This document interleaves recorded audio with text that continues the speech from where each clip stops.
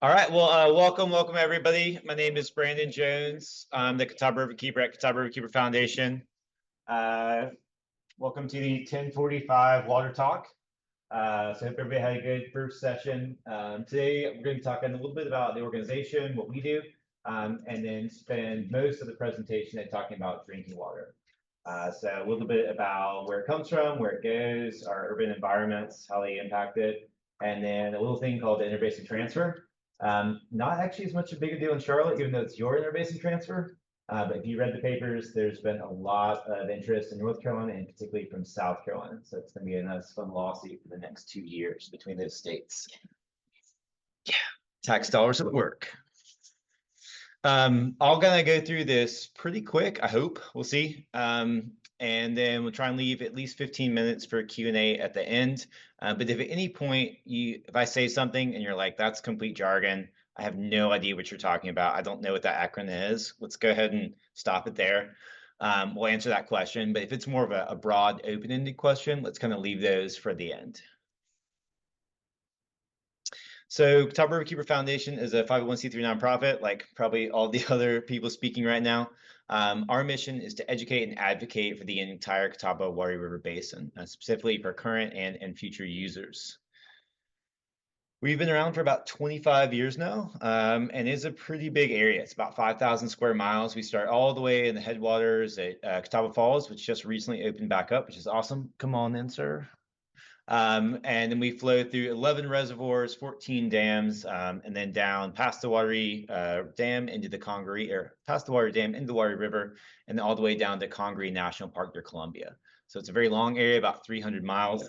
And in order to help facilitate that, we kind of break it into different subsections. And so we have staff that are dedicated towards this northern area, towards the South Fork, towards the central, the South Carolina Southern Basin, and then the Wateree as well. Each of those kind of individual areas has their own problems. And so when people ask me like, how's the water, or, is it safe to swim, or whatever, it really depends on where you're talking about. The water quality in Lake James up here is very different than the water quality down in the Wateree River where there's a bunch of alligators. Different climates, different ecozones, different pollution types. And so they require different types of conservation as well. And so we really do have to kind of break up our work into those geographic regions. So we have offices, and a lot of those places, or as many as we can. We have a lab in Morganton that we share with Foothills Conservancy. They do great work up there with us. We have a brand new floating classroom on Lake Norman to try and get kids out on the water, that kind of experiential education. Most of our work, though, is in Gaston County. That's where we're headquartered. And so we have two offices there. One that's kind of under the 85 bridge, kind of like troll style. It's free, so we didn't turn it down. And then in downtown McAdenville and then downtown Cramerton. And those are mixed use operations where we have a front of house and when we sell beer. Good beer needs clean water. And as much as people love to donate, they really like to buy beer. We found that it's just a good mission. But all of our beer is sourced from the Catawba River. So all of it starts as water from the river. And then it all kind of goes back, unless you're in that interbasin transfer area. And then we also have a location in South Carolina. It's an outdoor classroom that we're currently renovating, but we hope to have programming there starting by the end of this year. So it's a big area, and there's a lot of different ways that we could work to protect it. And so every year we go through strategic planning, we try and figure out where can we really move the needle? Where should we spend our time and our treasure? You cannot work on every single lake, on every single water quality issue. There's just not enough resources to do it. And so right now, the things that we're really focusing are, one is stormwater. If you guys remember last fall during the drought, we actually had awesome water quality. When it doesn't rain, there's not a lot of water, but it's pretty good. And we don't have a lot of active, consistent discharges of pollution. Most of the pollutants that come in happen during a rain event. There are some, though. There's about 300 or so of these permitted pollution sources, and we do monitor those. The state, unfortunately, doesn't have the resources, and most people in the general public don't have the time to go through and read hundreds of pages of documentation of industrial discharges. So that's part of our job. And then the state also, in the last, at least North Carolina, in the last 18 months, have actually stopped sampling altogether. They don't have any staff in the Mooresville office that can go out on the water, so they just stopped collecting samples. They're hiring right now, by the way. They need people. So if you want to work at well under industry standard, and have really bad hours and have both industry and environmentalists yell at you, there's positions open in Mooresville. So we do monitoring to help fill that gap. Yes. You need volunteers.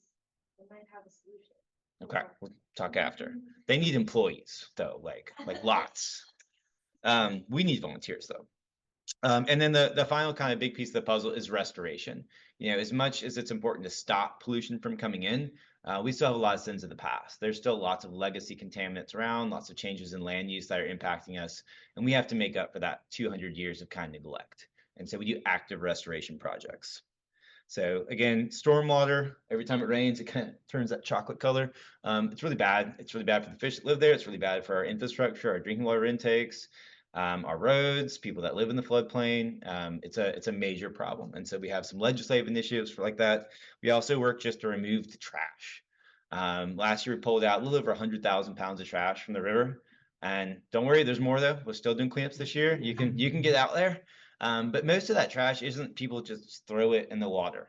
Thankfully, we are mostly past that from an educational perspective, but it's a little bit off every parking lot. It's a wrapper off somebody's thing. It's some brake dust off that car. It's somebody that just left something out in the yard. It's a lot of balls, honestly, like soccer balls, tennis balls, golf balls. They really like to roll through our stormwater system. So everywhere you go out in the water, you'll find lots of round objects that roll well. So we pull out a lot of that, and that is all done with volunteers. So if you volunteered work for with us, thank you so much. It's really, really appreciated. On the permitted pollution, this is a map of all the places that are all these dots are active pipes that are constantly discharging some kind of effluent. They have a permit to do so. This was something that I didn't know before this job, is that there's just like industry that has a permit to discharge pollution into like our water, which is like wild. This whole system was started at the Clean Water Act, and it's called the National Pollution Discharge Elimination System, or NPDES or NPDES. The goal was in the like 13 years from like 1970, 1983 or so, that they would like kind of get rid of all of these. We're still permitting more. We still have a problem. We have lots of different types of industries, including wastewater treatment plants that produce liquid waste. We still don't have a really good way to get rid of that waste other than to clean it and then kind of dump it back in the river. But these permits do come up for renewal every 5 years, and we are constantly looking for best available technologies, new types of filters, for instance. Reverse osmosis is now becoming cheap enough that we can actually require that in some cases. And so looking for opportunities to get our water even cleaner. That's something that we spend a lot of time on. And then on the monitoring side, because stormwater is such a problem, we really need to do more than just scoop water out of the samples. You know, unfortunately, it doesn't rain very often during business hours on weekdays. I can tell you, because I spent like 2 years chasing rain, trying to get samples in this one section of the river. But it's really hard to do so. And yeah, I could come out on the weekend, but then the labs that we use, they're not open on the weekends, or if they are, they cost way more money. And so we are now deploying lots of autonomous sensors. Charmex Stormwater Services is actually leading the way on this. They have over 30 autonomous sensors in the streams right around us. So you can go on your phone, go to the CMAN network, Charlotte Monitoring Action Network, and check that real time. That is the only place that I know of in the whole country that's like that. So please thank your officials for allocating resources to do that. It's a wonderful service. Unfortunately, nowhere else in the basin has it. So that's where we're kind of trying to fill in. So we've got 2 of those in Gaston County, and we've got 1 in South Carolina that we just installed. But showing that kind of real-time water quality data is very important. The most kind of, let's say, public-facing monitoring that we do is Swim Guide. When people ask us, is it safe to swim? Again, we can't rely on the state's data, because if they do have it, it's several years old. And oftentimes it was collected on a nice, bright, sunny day in the spot that they could get to easiest. And so Swim Guide is where we go out every Thursday with a group of volunteers, and we collect samples at about 60 sites across the basin. So if you've ever tubed in that section right below Lake Wiley, or any of the sandbars on Lake Wiley, or a couple of the big party islands on Lake Norman, any place that we see large numbers of people congregating, that's where we go and sample, because that's where people actually want to know whether or not it's safe to swim. And I'm happy to say that about 96% of the time, all of our major lakes are like safe for swimming. That's 4% of the time, though, is really important. We really want to get those views out. And last year we had about 175,000 views on that data. So people want to know, especially when the water's not safe. That's when we see like a lot of shares. But people are very interested in that data. And so if you can help out with that program in any way, we're always looking for more volunteers. And then kind of that final bucket again is restoration. I mean, a lot of that is just getting down in there and planting trees. Trees are awesome. I'm sure there's somebody else right now talking about trees in this building, but they provide a lot of services. In addition to shade and filtration, they're wonderful for bank stabilization. So that's critically important. We need that for habitat. We need that to prevent erosion. We need that to prevent flooding. We want to make sure that all of our banks are stable and then have full canopies over them to really improve that water quality. So last year we planted about 3,000 live stakes. That was our first year doing that. And we're hoping to get closer to 5 or 10 and gradually scale that program up. We now have 2 different live stake banks that we planted, or banks is the wrong word, they're on the bank, but 2 different areas where we're going to be harvesting live stakes, training volunteers, and hopefully being able to do that at a much reduced cost in the future. We're also building fake beaver dams, which is a fun thing, but I can talk to you about that later. And then education. Now, this is education. This is really important. Unfortunately, at this point, you guys are here. You're already drinking the Kool-Aid. I'm sure you're doing awesome. But there's a lot of adults that are much harder to reach. And so we do some adult education, but we spend the vast amount of our resources on children's education, trying to reach them in those grades where they're already required to study water, because then the teachers really like you to come in, 8th grade, 5th grade in North Carolina. And then some of those AP Earth Science classes and environmental sciences in high school. And then probably the best way we can get adults out though is to drink beer at locations. Adults like doing that. And kayaking. Not at the same time. Not at the same time. Kayaking first, then come get a beverage. But we have several locations that we rent kayaks, and we also do eco tours, some of the more fun parts of the basin. So that's a long way of saying that's what we do. You can find more information on our website. You can download our app, because everybody needs another app. But on the app, you can check the lake levels. You can check our swim guide numbers. You can report pollution. It comes in a nice little survey. If you go to our website, we also have much more detailed information about each of the subbasins and the specific challenges that they face in our annual State of the River report. Okay, so what we're actually here to talk about today, from source to sink to stream. AI named that for me, so it's a fun chat GPT exercise. Really trying to encompass where our water comes from and where it goes. Yeah, most of us, when we think about the water cycle, we think of something like this, which is awesome. But it doesn't really happen like this in Charlotte. We kind of paved over a lot of this, and we've ran a lot of pipe underground. And so our urban water cycle is very different than the model that we were taught in 3rd, 5th, and 8th grade. Now we have a whole series of different piping infrastructures. So the one that we see most often is probably our drinking water pipes that come into our house. They're all pressurized. We see the big water towers up. Everybody kind of understands how that works. There's a water intake on the lake. They pull the water in, they treat it, they run it uphill, and then it's gravity fed down. We have a pressurized pipe system. Positive pressure is really important to keep those pollutants out. It's a lot of alliteration. Once it flushes, it goes into our next pipe system. So it's the same water, the same drinking water. It's used for a car wash, for a bath, for a toilet, whatever. Then it flows into our sanitary sewer system. So these are these green pipes. You never want these to exactly touch. That's why this one has positive pressure. These are usually kind of half full and will have be gravity fed. So we'll put our drinking water facilities usually at high elevations, or at least with the water towers. And then we'll have all of our wastewater kind of flow downhill towards the wastewater treatment plants. And that's why if you're ever on a greenway and you see like there's manholes everywhere, that is the lowest point in the topography. If you're ever out there and you kind of smell that gas line, you're probably near a creek. Not always, it could be a landfill, but probably near a creek. That is where we put all of that infrastructure because it's gravity fed. And so it's the cheapest way to do it. There are some areas where they'll actually pressurize it and pump it uphill, very expensive. And so most of our infrastructure is going to be set up that way. Now, that whole other part of the water, the natural water cycle, that now goes into this other pipe system. So this is our stormwater system. So these are all the ditches, all of the culverts, everything is now trying to pipe water usually away from our houses, away from our structures, away from our roads, away from our parking lots. And we channelize it, and then we shoot it into the nearest creek. But now there's a lot more of it, and it's got all the things that were on the parking lot in it. And it's moving a lot faster. And so it's a much different environment. And there's a whole science about hydrology in urban environments, and UNC Charlotte does a great job of studying that. So kind of thinking about our drinking water from source to sink to stream, there's a really interesting area in Lake Rotis and Lake Hickory. So this is just north of us, the Hickory Airport, and Hickory is like right over here. Morganton is right here. Again, need a laser pointer, but I guess I can kind of go over here. And all the brown dots, wastewater treatment plants, and all of the purple diamonds are water treatment intakes. And so here you have the Morganton discharge going into the top of Lake Rotis.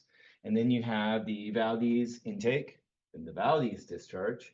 And then the Granite Falls intake, the Lenore intake, the Lenore discharge, and the Hickory intake. And so one drop of water could potentially be circulating through all of these systems and used many, many, many times before it gets down. And so it's important for us down here in Charlotte to remember that we're really downstream. There's a lot of people above us, and there's a lot more people below us. And so everybody, every community is part of this integrated network. We don't always think about it, and we usually don't make municipal decisions based on people up or especially downstream of us. But it's really important. It's really important to have this full basin perspective because we're all drinking the same water many, many, many times in a row, hopefully. Now, some of that water is certainly getting evaporated out, and there is some loss, but there is a lot of renewal. The vast majority of the water pulled out is put right back in at a further point downstream. But you'll notice on here that there's a lot more brown dots than there are purple dots. One, it's just cheaper to put in a wastewater treatment plant than it is to build a drinking water facility. And then two, we have wells. And so in this area, there's not great groundwater. I mean, it's fine to drink, but our aquifer is pretty tight. And so you won't have a city that's based on groundwater like you might out west or further south. But you can still have some areas. And so we'll see that these are really centrally located almost exclusively along the reservoirs. There's a couple where they try and put them up here. These are kind of backups now. But we really rely on surface water in our area for our drinking water. If you want to have a city like Charlotte, you need lakes. Charlotte does not exist now without Lake Wiley, Mountain Island Lake, and Lake Norman. We have to have those lakes as sources of drinking water to fuel us. There's not enough water in the ground below us to pull on a regular basis. And if we didn't have those reservoirs, when the Catawba runs dry, like it did in 2007, 2008, there would not be enough water to support a city. So it's critically important that we protect our lakes. Now, kind of looking at Charlotte, Mecklenburg County specific, everything's kind of pushed on the Catawba side. And so up here, you've got the Norman intake and McDowell wastewater treatment plant. So this is Lake Norman. This is Mountain Island Lake, Ladin Nature Preserve area. And you'll notice, again, everything's kind of on the Catawba side. This is where the town really started. This is where most of the growth is. And again, this is where the drinking water is located.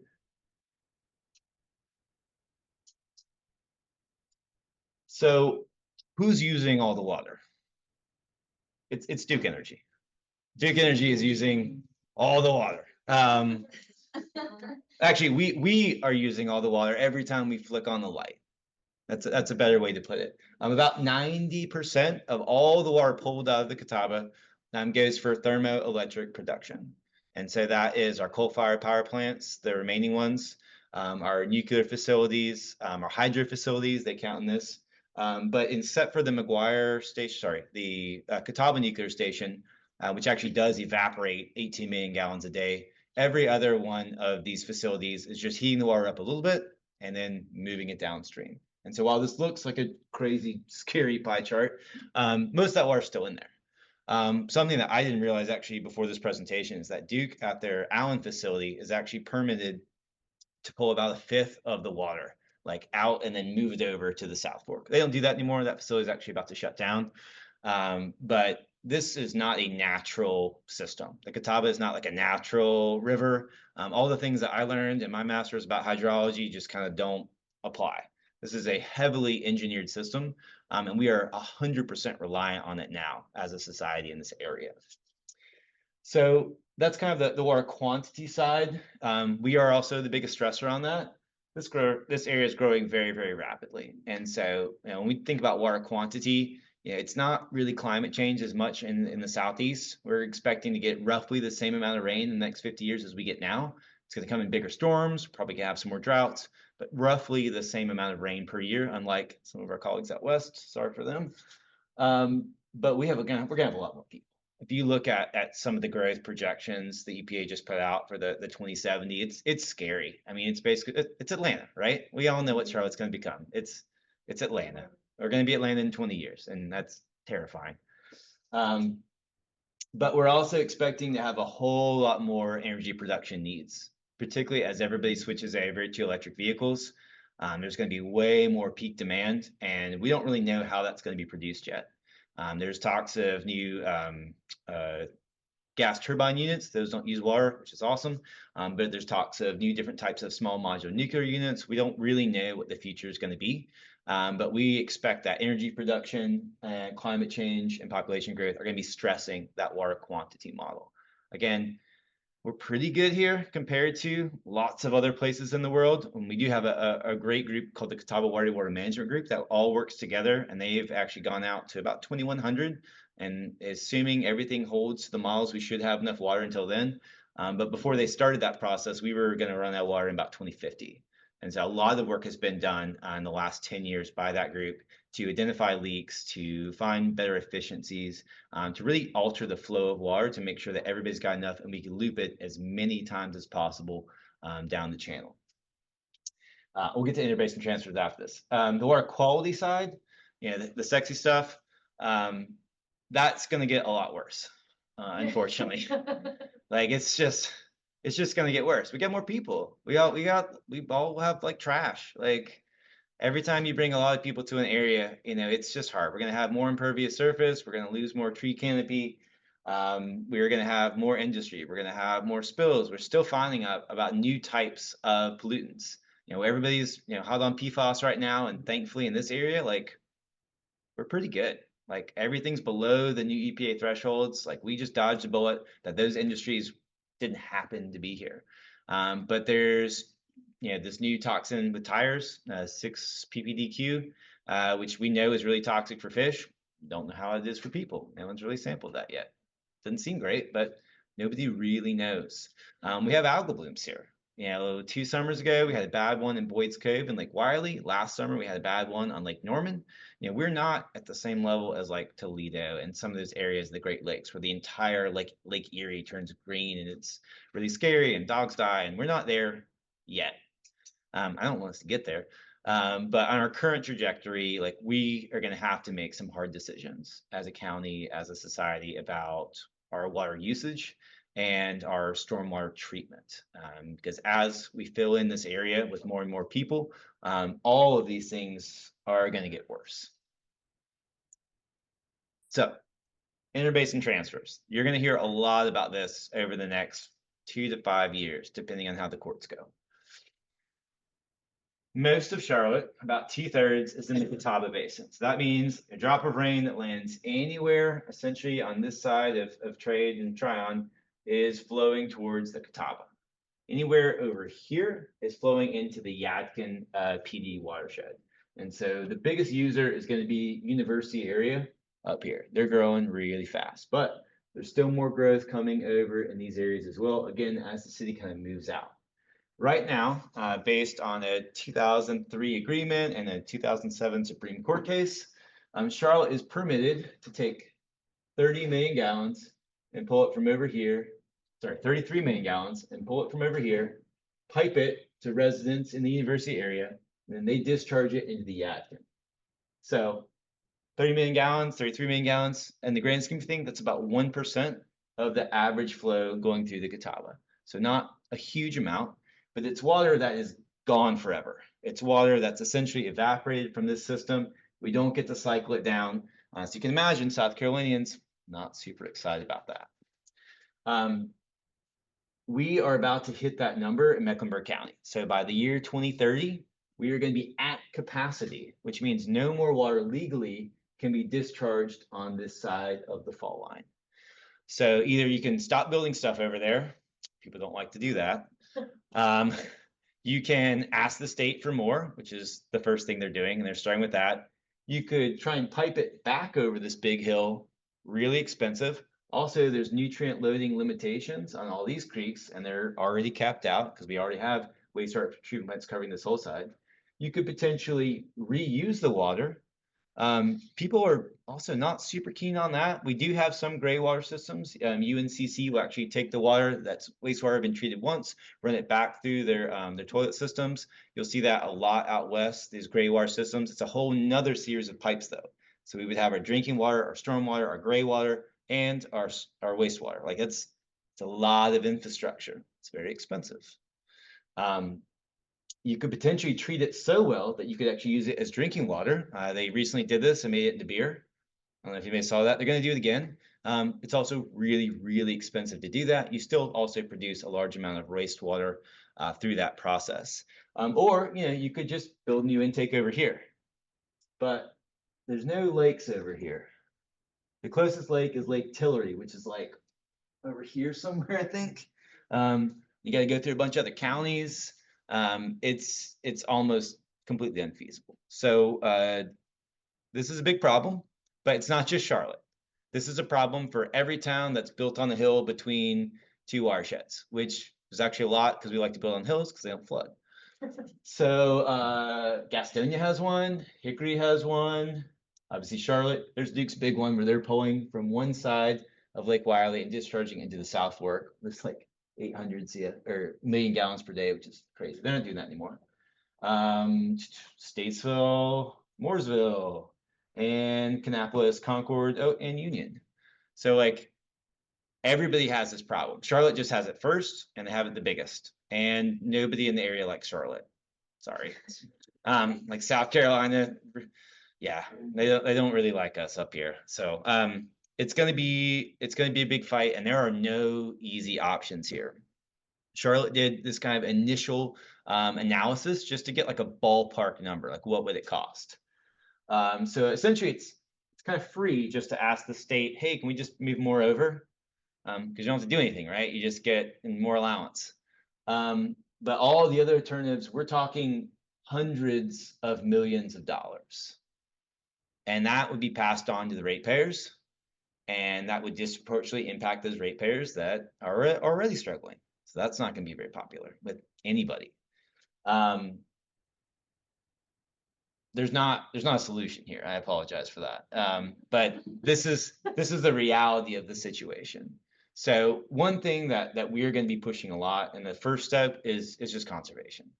You can push that 30 million gallons a lot further through like limiting irrigation, limiting certain types of industry in that Yadkin area, putting gray water systems in on the dense areas like UNCC where they already make sense to use that kind of infrastructure.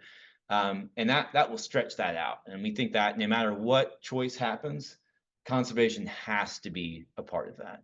And that is something that's new for the Southeast. We got lots of water here.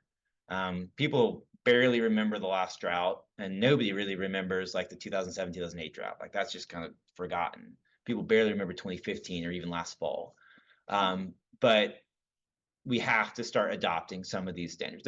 We can look out west, we can look up north in some cases. Like there are lots of different ways to attack this. And I'm not best suited to tell you which one of those methods is going to work for these communities, but we have to start doing something. And this is the incentive, because these are really big numbers.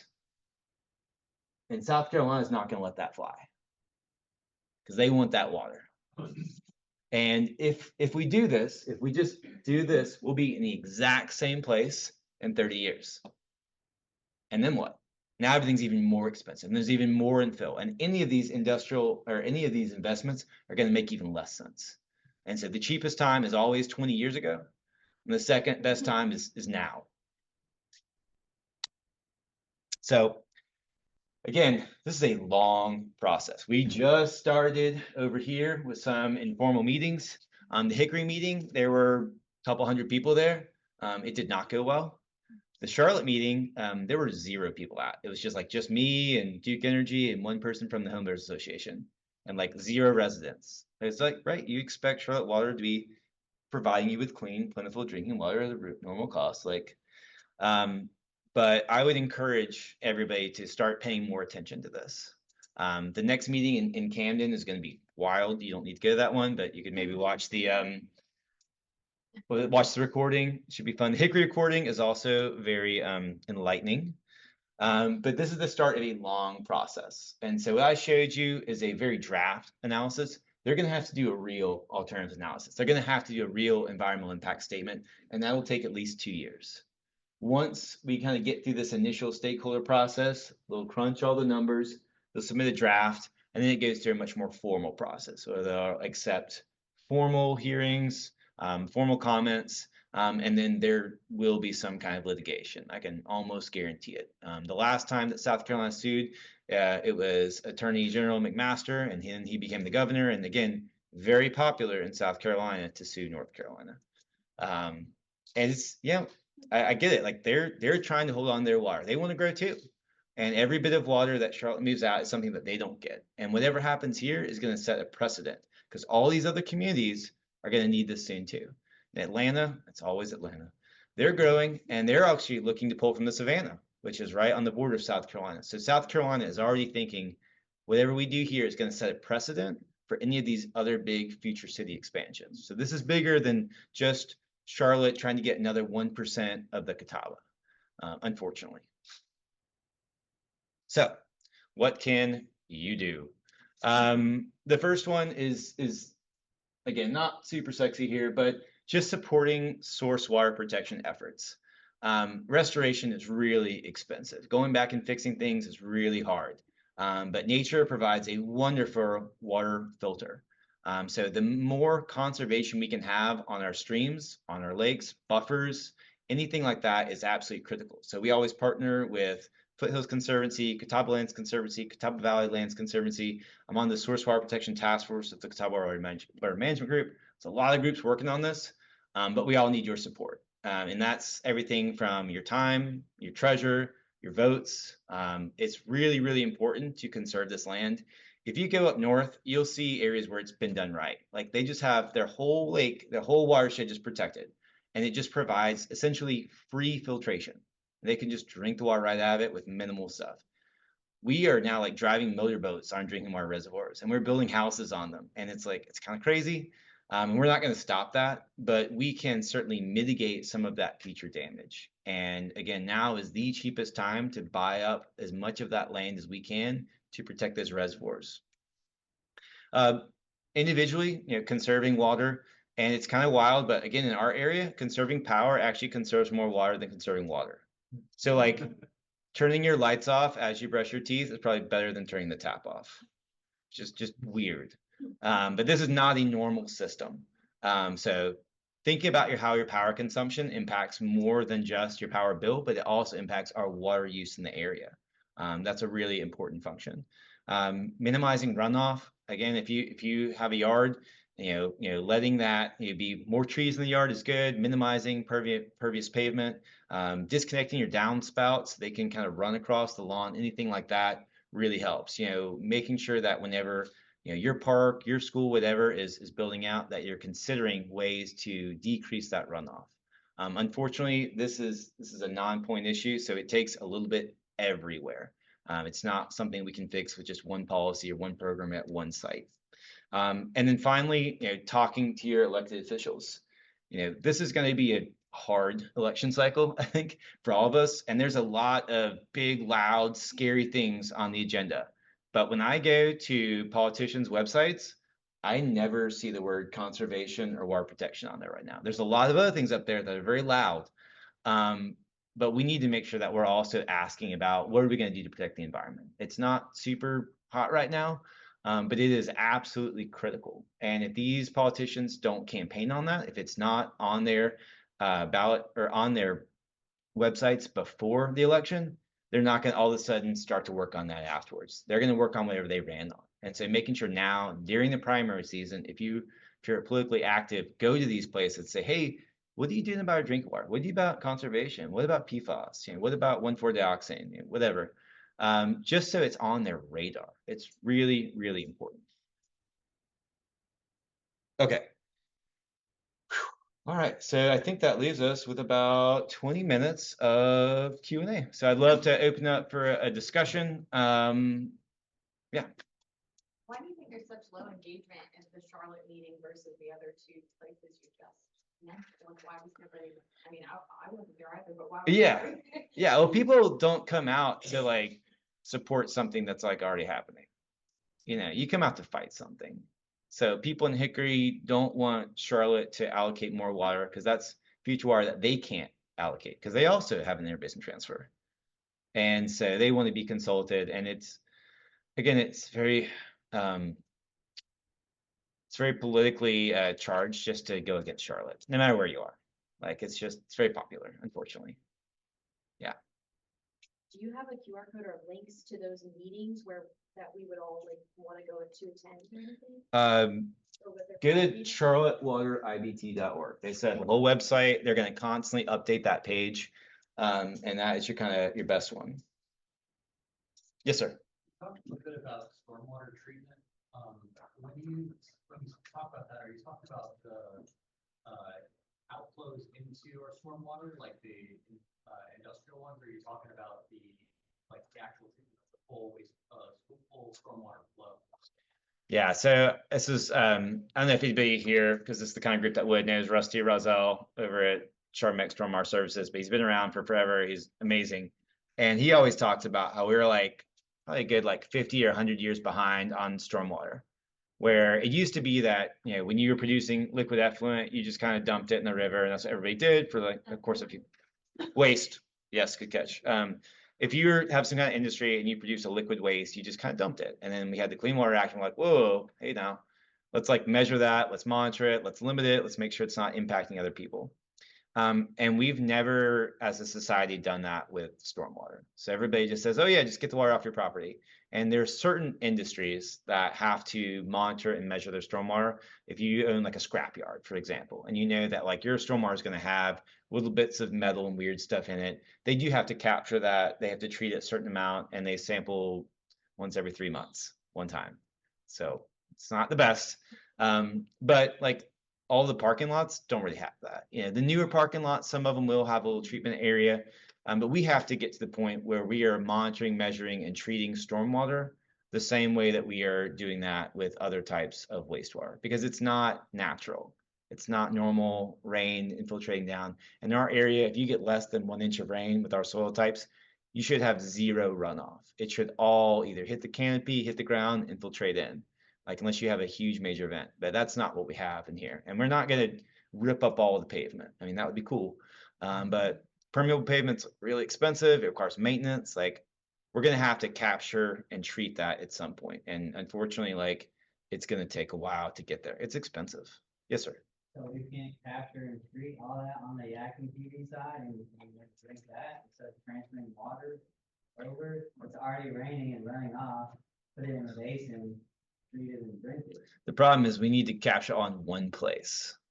Like you need one big reservoir. Now I don't work in the Yadkin. That's Edgar Miller. He's the Yadkin Riverkeeper. That's his problem. So if you guys want to advocate for them to dam the Rocky River and flood out a whole new section over there, like good luck. I'm not gonna fight that fight. There's somebody that does that, but it would be, I mean, I just can't even imagine like trying to permit a dam now, like where you would do it, the environmental impacts. I mean, we're spending so much money tearing down dams that are 100 years old that are failing that it would be a tall order. How would it have to be a dam? There's already water that's not in the river that's running off from all these heavy rain. Yeah, but you need to centralize it to one spot, and that would have to be a reservoir. You'd have to build some kind of reservoir there. I mean, they did this a little bit in Kannapolis and Concord. There's the oh God, it's Cobb Creek that they've dammed into Kerscott Reservoir and the Donald T. Howe Reservoir or something. And those are actually completely fenced off. Like you can't go boat on them, can't go in them. They're just a creek that they dammed up that is now just a drinking water reservoir, but they're small and they still rely on the Catawba. They still have an interbasin transfer. Because when we get into a drought, and we will in the next 10 years, our creeks, they run dry. The only way you support a city is with a big reservoir in the southeast. Yes, sir. So I think many are different intake and discharge point. So after the discharge, is there a particular distance for which that water is not suitable for human consumption? So you cannot have growth, or I was thinking like, there's other issues. Are the studies done that, or are there like data on that? Yeah. On the overlay on the map? So under the Clean Water Act, the effluent, the discharge, the waste that comes out of your pipe, it has a certain mixing zone. But even the raw effluent should not be toxic. So it shouldn't be causing a fish kill. But then they are given a certain amount of distance and a certain amount of dilution in order to meet whatever water quality standard is assessed. So certain waters, what we call Class B waters that are designated for swimming, like Norman Mountain Island Lake, Lake Wylie, they have stronger protections than Sugar Creek. And so like Sugar Creek is not going to have the same protections on those discharges as if you were directly discharging to a lake, just because we don't expect people to go swimming in Sugar Creek, even though they do. And in my opinion, they should be able to, and it shouldn't be dangerous. But, that's a separate fight of getting all waters listed as Class B. South Carolina doesn't have that. South Carolina says all waters should be swimmable. And so in South Carolina, they actually have much better standards for what you're talking about, where you can go buy a pipe of effluent, and technically it should be safe for swimming right at the pipe. But again, they sample depending on the facility, either daily, quarterly, or monthly. So on the industrial discharge or something, right? So if you're not in sort of water out for human consumption, there's probably like a distance you have to wait before it's diluted enough and safe enough to draw out for human consumption. Does that make sense? Oh, okay. So you're saying how long do you have to go between when wastewater treatment plant discharge and the next municipal intake? Yeah. You could pull that raw water. It's just more expensive. That's the thing, is like we have the ability, with filtration, you can take the nastiest water possible. And if you run it through reverse osmosis, like it's great. But it's really hard to do that. It's very high pressure. It's very expensive. And then depending on what's in the water, now you have these membranes or this waste product that you got to do something with. And that's one of the big issues with PFAS is we can filter it out, but now you have all this carbon that's contaminated with PFAS. What do you do with that? Like, you can't put it in a normal landfill. It'll leach back out in. Like, you've got to get into a special line landfill, or you've got to incinerate at very, very high temperatures. It's a major problem. It's an engineering challenge. Sorry. Yeah, it's okay. It's okay. Just remember, and I should have put up like the normal doom and gloom slide I do. This is sad. It used to be a lot worse. It used to be so much worse. Like, yeah, it's getting a little worse right now. And I talked about the future growth, but like, if you were here in like the 60s, the 70s, the 80s, I mean, there was straight pipes of sewage going in everywhere. Like, it was disgusting. They hung barrels of deodorant off the bridges on Sugar Creek because it was smelled so bad. This was pre-central AC. Like, there's an awesome picture of these giant drums hanging of orange blossom deodorant. So like, we have made huge progress. Like, now dirty, gross Sugar Creek is an amenity.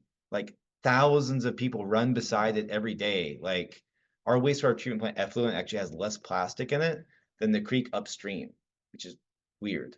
But when we sample for microplastics, there's less downstream than upstream of our wastewater discharge. So I don't want to be completely like sad. Like, it's a problem. We have real challenges, but we're in a better place now than we've probably ever been. Yes, sir. What like legislative and technological changes need to be made to change Sugar Creek to being like Class B, as you said earlier? It just requires the legislature to approve it and DEQ to approve it. So, I mean, the biggest thing would be you'd have to show that like people actually want to get in the water and like actually do recreate in it. It's really based off of the use that you see. And so they did this recently in the Broad River. So the Broad River, they set up a bunch of like canoe access and beach access areas, the first Broad River, and a bunch of people were just in the water hanging out all the time because there's not a good place to go swim there. And then the Broad Riverkeeper was able to say, hey, here's all this data of all these people in the water. The highest best use is swimming, and they agreed. Other areas they've designated as like snorkel trails to incentivize more people to get in the water and like go look for hellbenders and get those listed. Sugar Creek's going to be harder because there's signs everywhere that say don't get in the water because of high levels of fecal bacteria, just like glass and needles and stuff. And then legacy pollutants too. Like there's high levels of metals in some areas, but it is better now than it's probably been in the last like 70 years. Like we see like new types of macroinvertebrates, aquatic bugs there that haven't been seen in decades. So it's like I found like a giant snapping turtle in Irving Creek 2 weeks ago, like super healthy, like chilling. So it's you would not have seen that 20 years before. Yeah. Yes, sir. So if you're predicting a drought in the next 10 years, how do we prepare ourselves? Yeah, I mean, it's not, I don't personally think that like a grassroots effort is the way to like do drought like mitigation. Like it's got to be top down. It has to be like saying, hey, when we hit these levels, we're going to do this. And then there's an enforcement piece and everybody can do their part, right? Like we can all like not water our grass and stuff, but like that's not like the big water users, you know. It's really going to come down to the stuff that Duke does, the stuff that industry does, and then the way that the drinking water utilities like function. So the good news is like they are working on that. Like they created after the 2007-2008 drought a low inflow protocol and a drought management strategy. But bottom line is, as we have more people, it just gets harder. And so there's lots of stuff you can do, but none of it will have a huge immediate impact. Something like, you know, the same way that Duke incentivized everybody, what, 10 years ago to like send everybody like 9 LED bulbs or whatever, and they switched them out for incandescents. Like we need that. We need that kind of effort where we're all using, you know, low water use shower heads, low water use toilets, that kind of stuff. But it's all really expensive. And most of the time, you don't really need it. Like we got a lot of water right now. But in the future, when we have more people, when we get into that drought, we're going to wish we had all that stuff. And so it's very hard to sell people to invest in that kind of thing that only happens so often. Yes, sir. Yeah, one of the things you talked about was population growth. And so is there a focus on new construction? And so as, you know, whether it's high density high density buildings or just new subdivisions, like trying to get, it seems like it'd be easier to get those types of things incorporated in when things are being built than trying to retrofit afterwards. And so yeah, and that's the way to do it. And so the newer stormwater regs are better, but this is like really frustrating. There was up until 2016 a reg that whenever if you were redeveloping, that you had to go to the new stormwater compliance. So that means you have to capture the runoff from your parking lot. You got to like hold it for a little bit, discharge it. You'll see that in like all new parking lots, basically. But then there is Kmart that was being redeveloped in Wilmington, and that developer, it was going to be expensive to rip up part of the parking lot and put in like a retention pond. He didn't want to do it, and he knew a representative who was in a lame duck session about to leave. And they slipped it into like this omnibus bill, and it got voted on at like midnight. No trace of who actually put it in, and so that is gone now from the regs. And so now, if you're redeveloping a property like Camp North End, which is 70 acres of pavement, you don't have to capture or upgrade anything. And so that's been our big fight over the last 2 sessions, is trying to push that. And so that we have a lobbyist now, Ryan Carter, and he's awesome, and we are pushing hard for that, but nobody in here can really do anything about that because you are all represented by Democrats in Mecklenburg County. And that doesn't get anything done in Raleigh, unfortunately. This has to be a Republican-led effort, and that's the only way anything gets passed right now. And so Ryan's been diligently working with some of our representatives in Gaston County, Donnie Loftus. That man's awesome on this issue. And so we really appreciate his work and getting that stormwater bill back up there. Yes. So given the intersection between energy and water and how energy can have more of an influence on water, is there emphasis or like discussion or push for water conservation or measures in the Carben plan? Not that I've seen, but I honestly haven't been super involved with that. You know, we work closely with Clean Air, NC, and St. Charlotte and those groups. And we do have a new board member from Duke Energy who's in that. He's in their transition group, who's working on figuring out what they're going to do to meet this demand. And they are pushing hard to limit their water use. They want to get out of the water game completely. Like they would love to have the new crazy molten salt units that don't use water at all. Like that's their dream, because it's a pain in the butt. Like every time we get into a drought, they can't run the hydro units. People keep asking for more recreational flows because people want to go paddle. They keep having to like add like new fishing piers and all kinds of stuff. Like they want to get out of that game as much as possible. And so there's already an incentive for them to limit their water usage.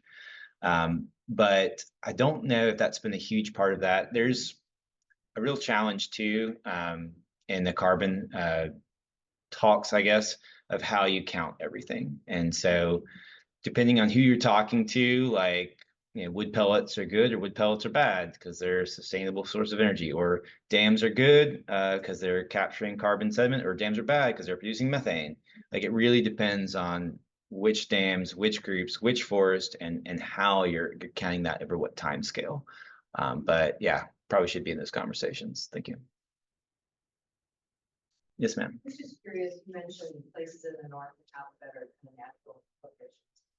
Where are those? Are there? Yeah, like New York City. They have a whole little watershed that they've just protected, and it's 100% forested. Asheville has a 100% forested watershed that it's lake. Starts with, and it's not Fontaine, it's Tapa. I don't know. You can't go to it. There's no trails. Like you can see it from the Blue Ridge Parkway. I'm like, what's that lake thing down there? And that's Asheville's 100% protected drinking water reservoir. And so they don't have to spend nearly as much money on filtration. Yeah, they're not worried about PFAS, or well, maybe a little bit because it's everywhere, but they're not worried about this NICS, that some of the newer contaminants of emerging concern, or inputs from golf courses causing algal blooms. But we don't live in that world, right? We're not going to rip up all the houses on any of our lakes. That ship has sailed. But there has been significant investment made by the counties to try to do this. So Latta Nature Preserve is on Mountain Island Lake for a reason. Like that whole area, like the Neck Road, the Stevens Creek Nature Preserve. On the other side, Gaston County bought a big nature preserve. It's going to be the Mountain Island Educational Forest. Like we've bought up about 60% of the land around Mountain Island Lake. And they really wanted to get imagery and then got sold. So that was a hard one. But there are more opportunities for that further upstream as well. Got like 2 more minutes left, or we can end class early. Yes, ma'am. Transfer. So you've got the timeline. You talked about the cost of the different options, but is there also like a time consideration for each of these alternative options? Like when would any of this actually be?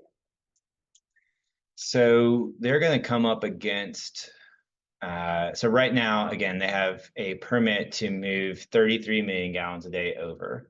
And I think right now they're in like the mid 20s, and that number is growing again as the university area and as those areas grow. And so they're expecting around 2030 to hit that cap where they will like legally no longer be able to like supply water to new growth or high demand in those areas and discharge it in that basin. So they're going to have to figure something out by then. Conservation, again, we'll stretch that out, give them a little bit more time, which we're encouraging. And this is very rough. This was like they threw it together just to figure out what they're up against. And so they're going to have to go through a much longer process over the next 2 years. But I would expect they are going to they want this resolved by like 2030. Yeah. You know about energyfundsforall.org? I don't know if I've seen that one. No. Presented by the Inflation Reduction Act of 2022. Write Maybe. it down if you Okay. can. It is a great resource to anybody who wants to retrofit, and wants to find ways to save energy or produce, even pay for your own solar panels, whatever. It basically makes it so that you get a 30% return on your investment. And I'm sorry, you get 30% of your money back, essentially, in tax incentives. And it would help because if we're using more or less power, then that's less water use, and that's more conservation of that water, so it might put a dent in the problem. It doesn't help the interbasin transfer problem, but it helps the total picture. Yeah, I have been to that website. It's really slick. Yeah. It's well done. Yeah.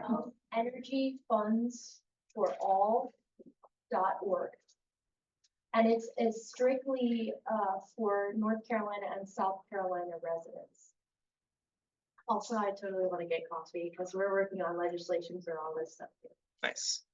All right. Any Duke Energy for, with that? The biggest problem with Duke Energy is like sorry, I don't want to, you finished what you were going to say. I think any other last minute questions, comments, concerns? Yes, sir.